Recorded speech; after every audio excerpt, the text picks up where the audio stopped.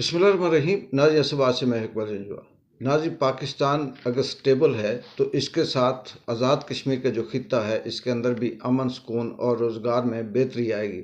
लेकिन बदकिस्मती ये है कि पाकिस्तान के अंदर जो खेल खेला जा रहा है, जो आवाम के साथ, इंसानी हुकूक के साथ जो सलूक हो रहा है, उसकी तारीख शायद दुनिया में कहीं नहीं मिलती। एक तरफ मुज़ाकरात कमेटी खेला जा रहा है, एक ऐसा ड्रामा रचाया जा रहा है कि जिसका नाम मुज़ाकराती कमेटी दे दी गई है और कहा यह जा रहा है कि यह मुज़ाकराती कमेटी पीटीआई और हुकूमती जो एहलकार हैं उनके दरमियान हो रही है, जबकि हुकूमत की तो खैर इतनी औकात नहीं है कि वो बात कर सके। लेकिन चलें, कहीं ना कहीं से किसी न किसी के कंधे पर बात रख कर तो बात मानना किसी शायद अनाप्रस्त की आदत हो। लेकिन दूसरी तरफ पाकिस्तान के अंदर किसी भी तरह से जो पिछले 2.5-3 सालों से एक सिस्टम चला रहा है उसमें रत्ती बराबर भी फ़र्क नहीं आया। अगवा, उठाना, मारना, ज़मीन तंग करना, बोलने पे पाबंदी, इंसानी हुकूक के हवाले से बात करना, जो भी है एज़ इट इज़ उसी तरह से जारी है। मुझे समझ नहीं आती कि ऐसी कौन सी सोच है जो इस कदर पाकिस्तानी शहरियों के पीछे, पाकिस्तानी आम लोगों के पीछे यानी इस तरह से दुश्मन बनी हुई है कि उनको उठने नहीं देती, उन्हें बात करने नहीं देती। लेकिन दूसरा सवाल ये है कि ये सिलसिला चलेगा कब तक? बिल्कुल जैसे अनीस सत्ती जो मरीज से जिनका ताल्लुक़ था वो शहीद हुए, फिर उनके साथ क्या जुल्म हुआ उनके वालिदैन के साथ, फिर उनकी जो एफआईआर है वो नहीं काटने दी गई, उनके भाई को उठा लिया गया, उनके वालिदैन का जो दुख है वो अगर आप सुने तो आंखों से आंसू आते हैं कि किस तरह से ये सब कुछ हो रहा है। दूसरी तरफ फिर इमरान खान के हवाले से जो लोग बोलते हैं, जो बात करते हैं, उनको किस तरह से कंप्रोमाइज़ किया जाता है, किस तरह से उन्हें उठाया मारा जाता है और सेम वही वाली बात अभी तक करवाई जाती है कि आपने बोलना नहीं है, आपने एफआईआर वापस लेनी है, आपने ये कहना है जी कि ये खुद से कहीं से मर गया, गोली नहीं मारी गई। अब इन सारी सूरत हाल को अगर आप एक तरफ रखें तो फिर मुझे ये बताएं कि वो कौन सा ऐसा जादू है या वो कौन सी ऐसी बात है जिससे ये कहा जाए कि ये जो मुज़ाकरात की कमेटी बनी है या ये जो सिलसिला जारी है इसके अंदर कोई फेयरनेस है या ये खलूस नीयत से बनाई गई। ये सिर्फ़ और सिर्फ मैं इसलिए कहता कि ये ड्रामा है कि ये ढंग टपाओ और वक्त गुजारने का एक तरीका है और फिर देखते ये हैं कि आने वाले वक्त में किस तरह से कोई नया स्क्रिप्ट लिखा जाए। लेकिन बदकिस्मती इस वक्त जो पाकिस्तान की इस रजीम चेंज टोले के साथ है, यानी कि जो लियाकत अली खान के वक्त नहीं थी, जो बेनज़ीर के वक्त नहीं थी, जो ज़ुल्फ़िकार अली भुट्टो के टाइम नहीं था, तो बदकिस्मती इनकी इस वक्त ये है कि इस वक्त ये जिस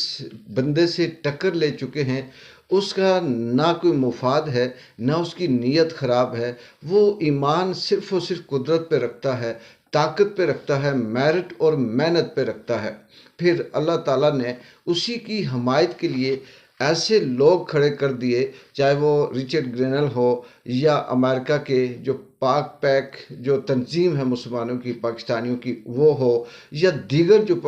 पाकिस्तान के से बाहर जो लोग हैं वो इमरान खान के हामी हो गए। और वो जब उस हुकूमत के साथ कोई भी बात करते हैं, ख़ास करके अमेरिका में, चाहे वो इलेक्शन हो या किसी भी तंजीमी ओहदे के हवाले से हो, तो वो सबसे पहले जो डिमांड रखते हैं, जैसे हमारे यहाँ स्कीमें रखी जाती हैं, वो इमरान खान की बात करते हैं। ये कुदरत की तरफ से है, ये मोहब्बत भी उसी की तरफ से है। लेकिन दूसरी तरफ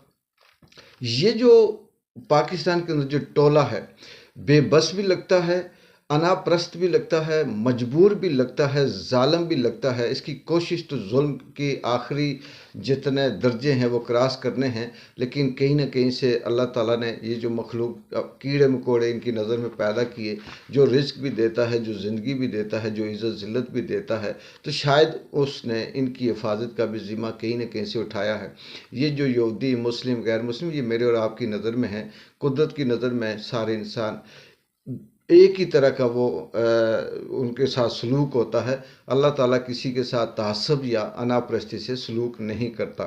اور آج یہ سمجھ آئی کہ یہ جو طاقت کا اور کمزور کا بیلنس ہے یہ بھی کیوں اچھا ہے۔ اگر سارے ہی اس طرح سے کوئی طاقتور نہ ہو تو پھر جو اپنے اپنے حلقے کے اندر، اپنے اپنے ایریے کے اندر، ملکوں کے اندر جو طاقتور ہے وہ تو کچل کے کھا کے مار جائیں۔ لیکن اللہ تعالیٰ نے پھر ایک ایسے طاقتور شخص بھی رکھا ہوتا ہے، ملک یا کوئی لوگ رکھے ہوتے ہیں جو غریبوں کی حق کی آواز کا ساتھ دیتے ہیں۔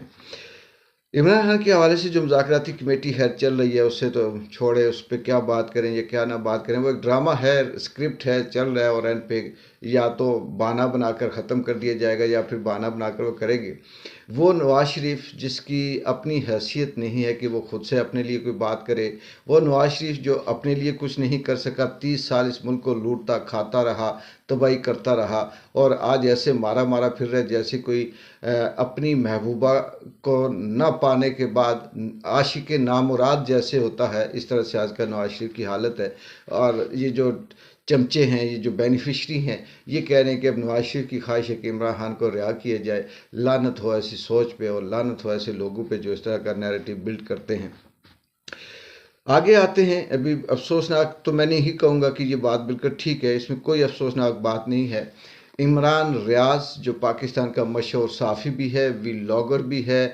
شہری بھی ہے، اور اس نے اس ملک کے لیے، اس مٹی کے لیے، اس دھرتی کے لیے وہ سزائیں کاٹی ہیں کہ جو سزا پاکستان تحریک انصاف کے اندر اس وقت تک لوگ کاٹ رہے ہیں۔ لیکن ان کی سزا اس لیے زیادہ سخت تھی کہ وہ نوجوان تھے، پڑھے لکھے تھے، مشہور تھے، اس کا ویلاگ آج بھی 6 سے 7 لاکھ لوگوں تک پہنچتا ہے۔ اس کے ساتھ جس طرح سے اسے ٹارچر کیا گیا، مارا گیا، غائب گیا، اس کی ساری کہانی سامنے آئی ہوئی ہے، اور اس سے معذور کر دیا گیا۔ پھر قدرت کی طرف سے کچھ ایسا ہے کہ اس نے محنت کی اور پھر سے سروائیو کیا اور بولنا شروع کیا۔ آج یہ چل رہا ہے کہ الحمدللہ اللہ اسے کامیاب کرے، حفاظت سے وہ یہ ملک چھوڑ چکے ہیں۔ ابھی کنفرم یہ نہیں کہ کس ملک میں ہے۔ اگر وہ دبئی ٹائپ کے کسی ملک میں گئے تو پھر تو کوئی مقصد فائدہ نہیں ہے، لیکن USA کے اگر کسی ملک میں وہ اگر شفٹ ہوئے ہیں یا چھوڑ گئے ہیں تو پھر انشاءاللہ کامیاب بھی ہوں گے۔ لیکن یہاں سب سے بڑا سوال، بہت سے ولاگر، بہت سے صحافی، بہت سے لوگ کہتے ہیں کہ بڑا ٹیلنٹ تھا، ملک چھوڑ گیا، بڑا افسوس ہوا۔ مجھے کوئی افسوس نہیں، میں یہ کہتا ہوں کہ اللہ تعالیٰ نے اسے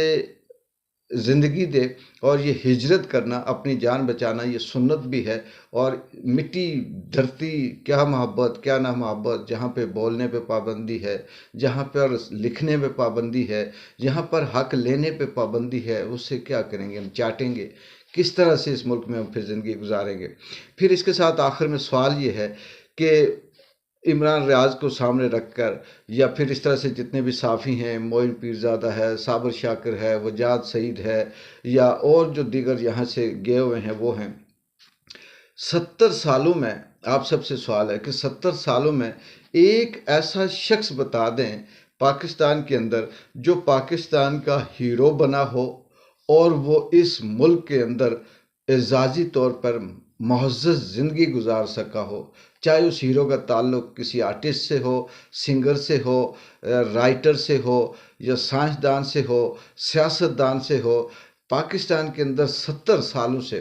جس نے پاکستان کے جھنڈے کو بلند کیا، جس نے پاکستان کی عزت کو بلند کیا، یا تو اسے مارا گیا، یا اسے مجبور کیا گیا کہ وہ ملک چھوڑے، یا پھر اسے اس کے پیچھے وہ جو نیزہ پھینکنے والا تھا، اس کا نام میرے ذہن سے ابھی نکل گیا، پورے کا پورا ملک یہ لے کر اس کے پیچھے پڑ گیا کہ تو ہماری بات کر، تو ہماری بات کر، اور اسے بھی جینے کے لیے مشکل کر دیا۔ تو جس ملک میں صلاحیت والوں کے لیے، ٹیلنٹ کے لیے، ملک کا نام روشن کرنے والوں کے لیے جگہ نہیں ہے، تو اس ملک کو پھر چھوڑنا ہی بہتر ہے، یہی کہا جا سکتا ہے۔ یہ افسوسناک بھی ہے، بے بسی بھی ہے، لیکن چلیں، سنت رسول بھی ہے۔ اور پھر اس سے یہ بھی ظاہر ہوتا ہے کہ یہ ملک کیسے لوگوں کے لیے ہے، چور، ڈاکو، لٹیرے، کرپٹ، ڈس آنیسٹ لوگوں کے لیے یہ جنت ہے، ایماندار، سچے اور اچھے لوگوں کے لیے یہ عذاب ہے۔ اقبال جنجوع کو اجازت دیں، اللہ حافظ۔